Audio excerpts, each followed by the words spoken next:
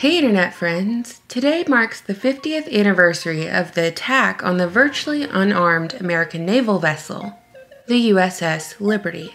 Positioned 17 miles off the Gaza coast, the Liberty's mission was to intercept communications at the height of the Six-Day War.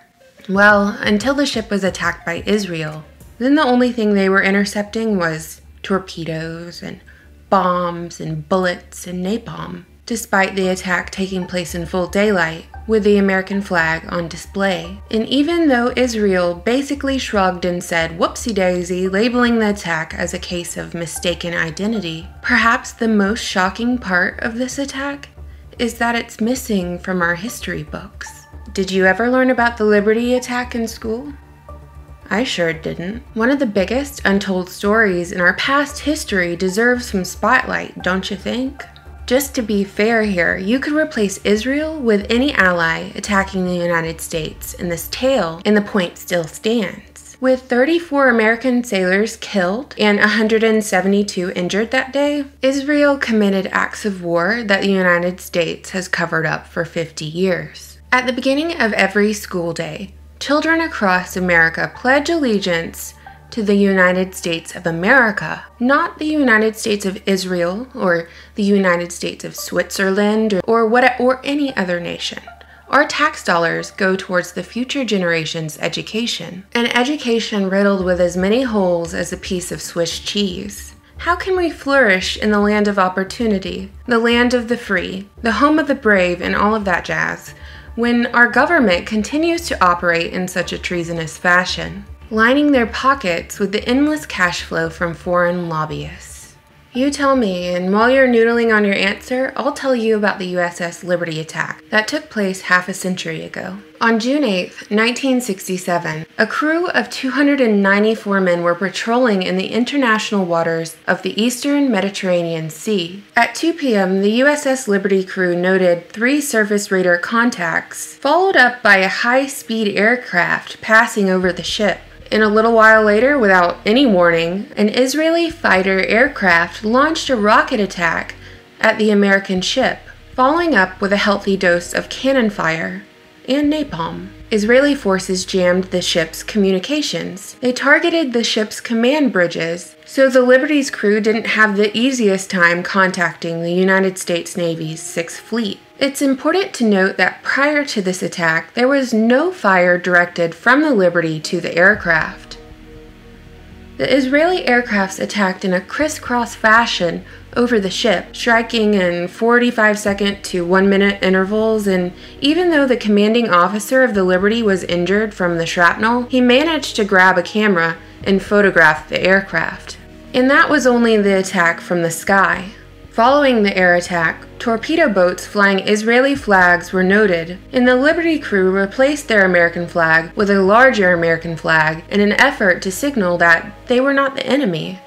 The Israeli torpedo strikes that followed rendered the USS Liberty dead in the water, with all power and steering control lost. Survivors reported that Israeli torpedo boat crews swept the decks with continuous machine gun fire, targeting communications equipment and any crew members above deck.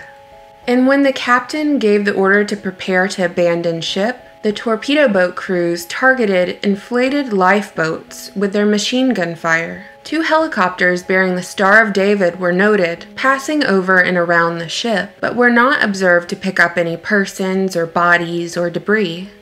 So why don't we dive into the murky waters of speculation?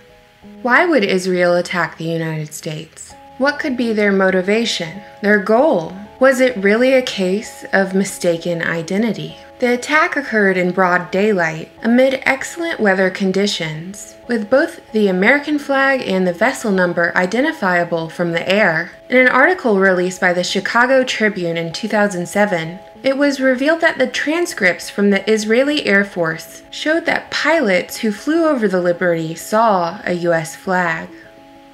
Can we clearly define what the Israeli motive was for attacking an American ship if they did indeed know the identity of the ship. The United States chose to stay out of the Six-Day War between Israel and Jordan, Syria, and Egypt, despite Israel's requests for military support. Perhaps Israel felt a bit betrayed. A popular hypothesis is that Israel wanted to pull a false flag to rope in the United States into war with Egypt. Another hypothesis to throw out there deals with intelligence, since the Liberty was collecting intel, and perhaps some of what they collected Israel did not want revealed, thus the attack. While asking why Israel would attack an American ship, their ally, is an important series of questioning. Perhaps asking why the Sixth Fleet abandoned the Liberty is a more important series of questioning. The Liberty's radio sent a brief distress message that was acknowledged by the Sixth Fleet, who were nearby in the Mediterranean. The director of the CIA during the 1967 attack, Richard Helms, elaborated on the final investigation of the USS Liberty, saying, Israeli authorities subsequently apologized for the incident, but few in Washington could believe that the ship had not been identified as an American naval vessel. Later, an interim intelligence memorandum concluded that the attack was a mistake and not made in malice against the U.S. I have yet to understand why it was felt necessary to attack this ship, or who ordered the attack. Congress never investigated the Liberty attack, making the Liberty the only attack on a United States Navy ship involving significant loss of life that has not been investigated in this way. In fact, after the attack, nearly all the evidence pertaining to it remained highly classified. Did the White House fear conflict with Israel? Did they fear conflict enough to sacrifice their own servicemen for the benefit of a foreign nation? A nation who committed war crimes against us?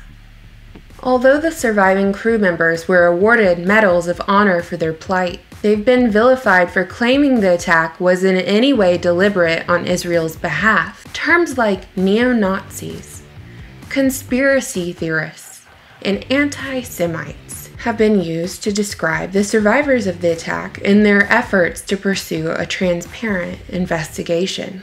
Are these men neo-Nazis for telling the truth? Are they conspiracy theorists for wanting an open and transparent investigation? Are they anti-Semites for having the audacity to survive? Are the abbreviated lives of the sons, brothers, fathers, and husbands not worth a mention or even a sentence in our history books because they fell at the hands of God's chosen people? Were they not God's people too? Let me know your thoughts. I always look forward to reading your comments. And thank you for subscribing, supporting me on Patreon, and watching my videos. Bye!